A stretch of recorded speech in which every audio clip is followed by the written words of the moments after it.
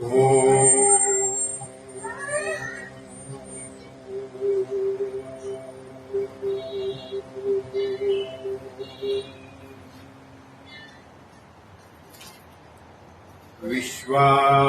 देव सवितरदुरितानि परासुव यद्भद्रं तन्न आस्तुव। श्रद्धेय मातृशक्ति, आदरणीय सज्जनों, बड़ा एक संक्षिप्त सा कोई विचार हम हर रविवार की तरह रखने का प्रयास करेंगे।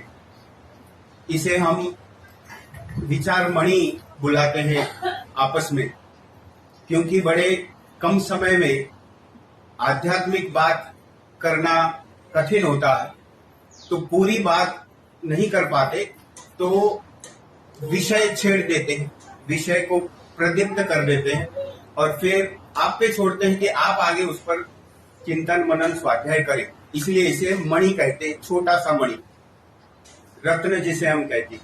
रत्न की विशेषता ये होती है कि वो बड़ा छोटा होता है लेकिन उसका मूल्य बहुत बड़ा होता है।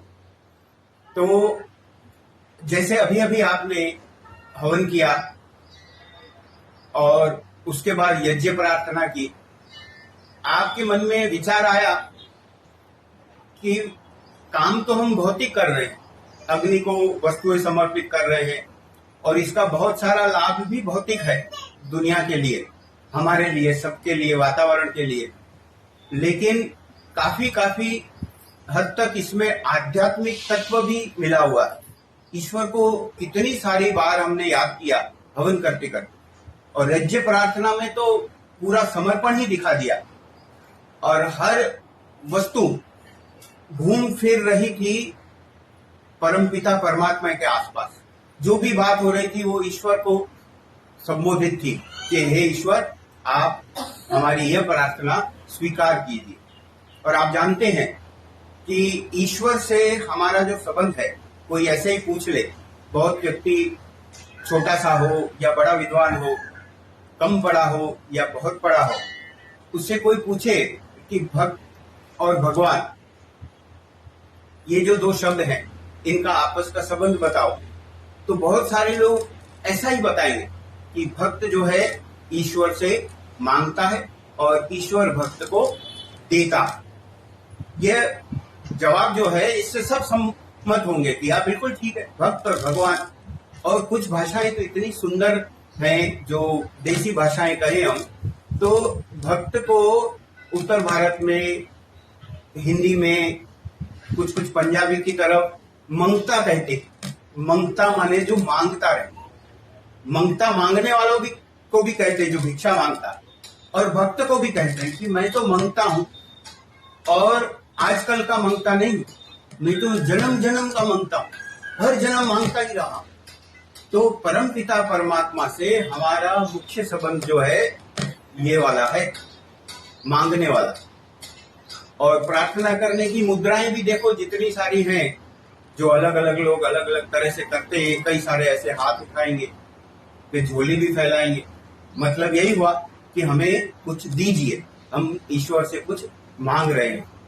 अब बात ये होती है कि अगर हम भक्त और भगवान के संबंध को मांगने तक का सीमित कर देंगे कि तो बड़ा छोटापन हो जाएगा, कि बस मांगने के लिए जाते। पिताजी के पास अगर संतान सिर्फ सहायता, धन, सुख, घूमना है, बाहर जाना है, भोजन, वस्त्र, ये सब मांगने ही जाए, तो किसी दिन तो इस पिताजी को भी विचार आएगा कि कभी पास बैठने नहीं आता, ये जब जरूरत होती है तब नजदीक आता। और कई बार तो ये भी हो जाता कि पिताजी कहीं कहे ना दे, बोलो क्या चाहिए। जब पिताजी के पास जाने लगे तो समझ गए कोई जरूरत पैदा हो गई, इसीलिए आने लगा। तो भले हम इस बात से सम्मत होते हैं कि मांगने का और देने वाले का उनका हमारा संबंध है, लेकिन ये अगर केवल संबंध है, सिर्फ मांगने और देने वाला संबंध है, तो ये चलने वाला, टिकने वाला नहीं है। तो इसका मतलब और भी कुछ संबंध है, तो और तो कई संबंध है। और अगर मैं ईश्वर से जब कुछ मांगता हूं और मांगते समय मेरे उनके दूसरे संबंधों को भूल जाता हूं, तो मिलने वाला भी नहीं है। पिताजी कब तक देंगे? जब तक प्रसन्न रहेंगे, खुश रहेंगे, मोह में रहेंगे, हमारा भला चाहते रहेंगे, तो देते रहेंगे कि भाई इसकी जरूरत है, इसको देते रहो। लेकिन एक बात आएगी कि मेरे कहे में नहीं है, परिवार के कहे में नहीं है, आचरण ठीक नहीं है, तो इसको कितना देंगे? तो जो न्यायकारी धार्मिक पिता होता है तो एक सीमा बांधता है, वो कहता है कि अब बस, अब और नहीं देंगे। ऐसा भी आपने देखा सुना, और ये सामाजिक न्याय में आ जाता। तो परम पिता परमात्मा के साथ के हमारे संबंधों में सिर्फ मांगने वाला, मंगते वाला संबंध नहीं है, इससे बड़े बड़े ऊंचे ऊंचे लंबे चौड़े संबंध है उनके हमारे, जिसमें एक मुख्य मुख्य संबंध कहा जाए तो हमें जन्म देते हैं, हमें पालते हैं, हमारे कर्मों का फल देते हैं, हमारा हिसाब किताब करते हैं, हमारे न्यायाधीश हैं। और हमारे न्यायाधीश होने से ये मांगने वाली बात तो बड़ी छोटी हो गई, वो तो उससे बहुत बड़े हो गए। हम पर दया भी करते हैं और हमारे साथ न्याय भी करते हैं, दोनों काम एक साथ करते हैं। ये है उससे भी, मांगने वाले से भी बड़ा सबक।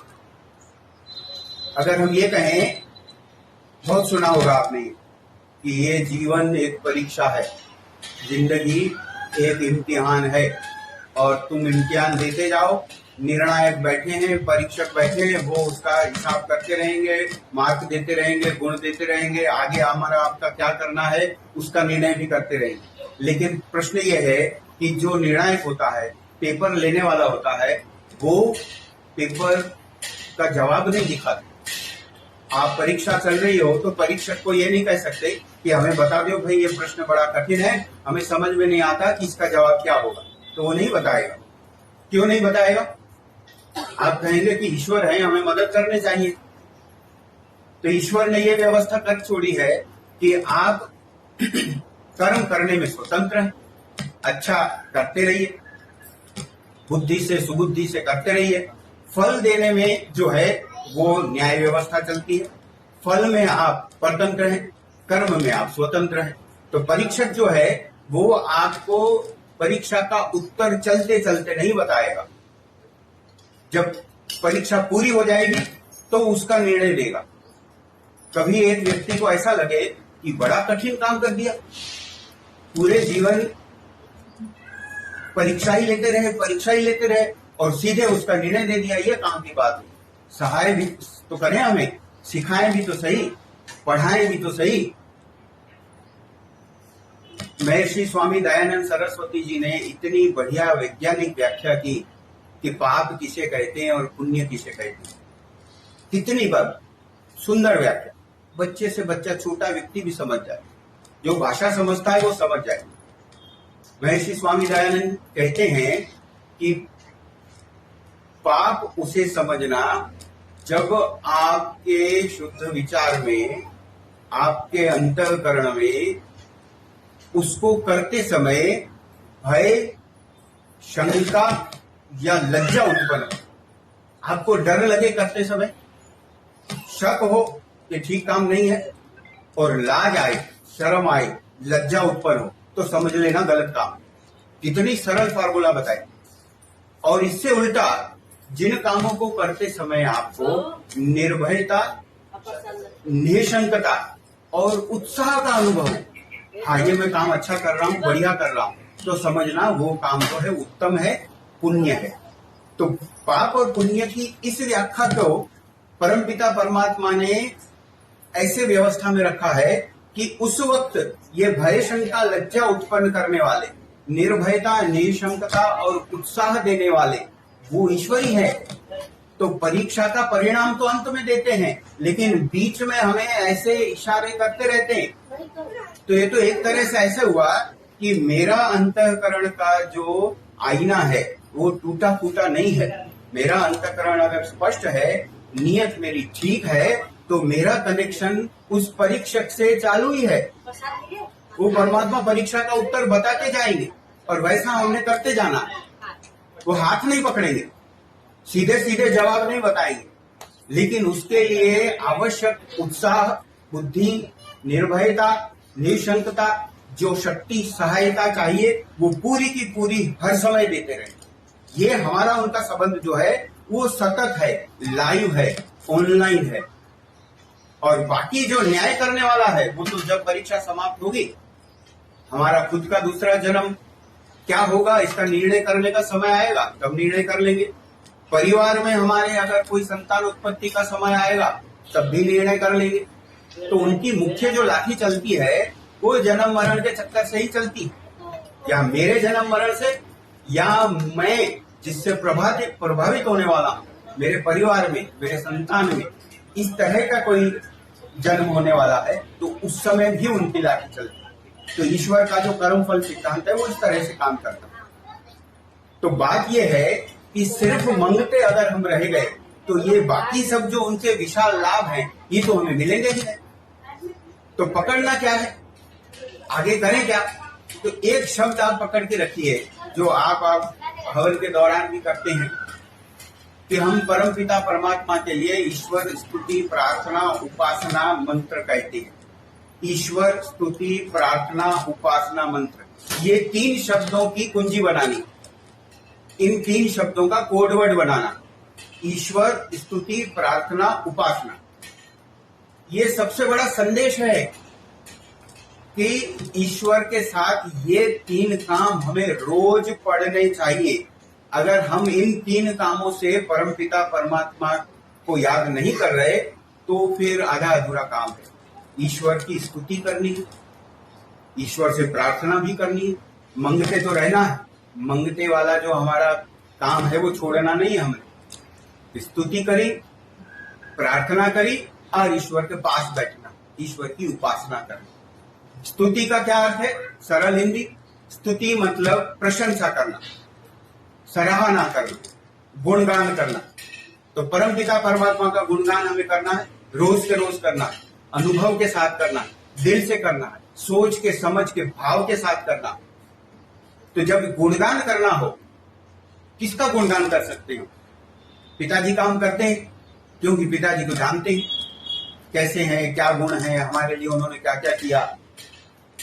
किसी बड़े व्यक्ति के पास जाते हैं, गुरु के पास जाते हैं, आचार्य के पास जाते हैं, किसी दानी के पास जाते हैं, किसी और अच्छे व्यक्ति अधिकारी के पास जाते हैं तो उनका गुणगान करते हैं कि आप बड़े अच्छे हैं, आप बड़ा अच्छा काम करते हैं, इत्यादि इत्यादि। तो गुणगान करने के लिए, स्तुति करने के लिए उनके विषय में जानकारी भी तो हो, हमें पता भी तो है कि हम क्या गुण गाएं उनके। तो ईश्वर के भी गुणों का हमें पता होना चाहिए और उन गुणों को याद करके उनका गुणगान करना। परम पिता में जितने भी गुण हैं उन गुणों का भाव करके शब्दों से, मन से जब हम प्रशंसा करें तो उसे सगुण स्तुति कहते हैं कि गुण सहित स्तुति करें, गुण को याद करके। कैसे? जो गुण हैं वो वाले। परमपिता परमात्मा सच्चिदानंद स्वरूप हैं, अर्थात सत्य हैं। सत्य माने हमेशा रहने वाले, सत्य हैं। चित हैं अर्थात चेतन हैं, आनंद स्वरूप हैं। तो ये 3 गुण जो हैं उनको गुणों के अस्तित्व को सोच के हमने स्तुति करी, इसलिए इसे हम सगुण उपासना कहते हैं। फिर परमपिता परमात्मा अजर हैं, अमर हैं, अभय हैं। ये स्तुति कैसी करी? जो जो चीजें उनमें नहीं है वो कह के करी कि ईश्वर आप अजर हैं, आप जन्म नहीं लेते, आपको उम्र नहीं खाती, आपको समय नहीं खाता, जरा आयु की कोई चिंता आपको नहीं होती, आप अजर हैं। तो जब हम जो चीजें परमपिता परमात्मा में नहीं है वैसा भाव करके स्तुति करें तो उसे निर्गुण स्तुति कहते हैं। ये शब्द बड़े फिसलाने वाले, लोग लेके खड़े तेल आदि। सगुण निर्गुण की गलत व्याख्या आपको गली गली में, घर घर में, पुस्तक में, नेटवर्क पे, इंटरनेट पे, यूट्यूब पे हर जगह मिलेगी। सगुण निर्गुण की व्याख्या ये है, परम पिता परमात्मा में जो गुण है उनको याद करके स्तुति करें तो उसे सगुण स्तुति कहते हैं। जो उनमें नहीं है उन चीजों को याद करके, उन भावों को याद करके जब हम उनकी स्तुति करते हैं तो उसे निर्गुण स्तुति कहते हैं।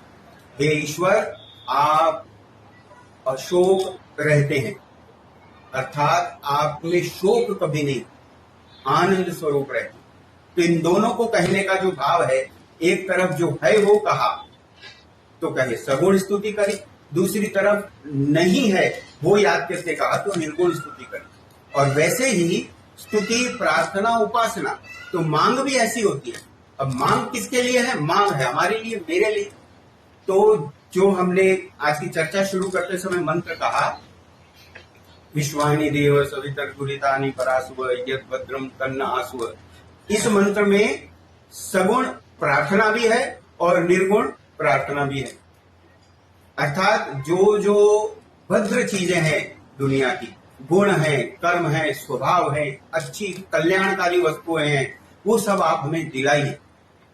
और जो जो अवगुण है, बुरी चीजें हैं, छोड़ने वाली चीजें, उनसे हमें छुटकारा दिलाइए।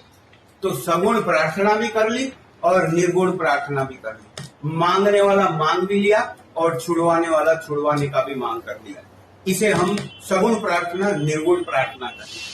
और इसी तरह से उपासना भी वैसी होती है। ईश्वर में जो गुण है उनका भाव करके जब हम उनके पास बैठने का प्रयास करें, उनको समझने का प्रयास करें, उनके नजदीक जाने का प्रयास करें तो उसे सगुण उपासना कहती है। हे परमपिता परमात्मा, आप न्यायकारी, मैं भी अपने जीवन में न्याय करूं। तो आप में जो गुण है उस गुण को मैं धारण करना चाहता हूं, ये सगुण उपासना करें। हे परमपिता परमात्मा, आप पक्षपात रहित हैं, मैं भी पक्षपात का त्याग करूं। तो जो अवगुण परमपिता परमात्मा में नहीं है उसे मैं छोड़ूं, इस तरह की जो उपासना करी उसे निर्गुण उपासना कहते हैं। स्व मंतव्य अमंतव्य प्रकाश नाम की छोटी पुस्तिका जो सत्यार्थ प्रकाश के अंत में भी लगी हुई है और अलग से भी मिलती है, स्वामी दयानंद सरस्वती जी ने अपने मंतव्य रख दिए, what I believe and what I don't believe, इस तरह की डिक्लेरेशन दे दी है उन्होंने। तो उसमें 51 वस्तुओं का उन्होंने व्याख्या किया है, उसकी परिभाषा दी है कि मैं ऐसा ऐसा मानता हूं।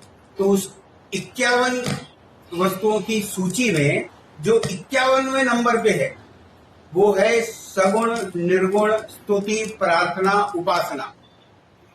तो सगुण निर्गुण स्तुति प्रार्थना उपासना का ये अर्थ मानकर हमें आगे चलना है। जो भटकाने वाले अर्थ मिलेंगे वो इस तरह के मिलेंगे जिसमें विरोधार्थी गुणों को मानकर आगे चलने का समझाया जाता। कहते देखो, सगुण उपासना करनी है तो ईश्वर को साकार मान ले, निर्गुण उपासना करनी है तो ईश्वर को निराकार मान ले। ये भटकने वाली चीज। परम पिता परमात्मा निराकार ही हैं, अजर हैं, अजन्मा हैं, तो उनके उन्हीं गुणकर स्वभाव को ध्यान में रख के वैसी हमने स्तुति प्रार्थना उपासना करनी। तो बात यह है कि परम पिता परमात्मा के साथ जो हमारा चिरकालीन संबंध है, उस चिरकालीन संबंध को सिर्फ मंगते और दाता का संबंध न रख के हम परम पिता परमात्मा के साथ ये तीनों संबंध रोज के रोज जोड़े। स्तुति प्रार्थना और उपासना, सगुण स्तुति प्रार्थना उपासना का भी लाभ लें और निर्गुण स्तुति प्रार्थना उपासना का भी लाभ लें। यह विचारमणि हमने आपको प्रस्तुत करने का प्रयास किया है। आपकी सहायता में आर्य समाज के 10 नियमों में से दूसरा नियम आ सकता है।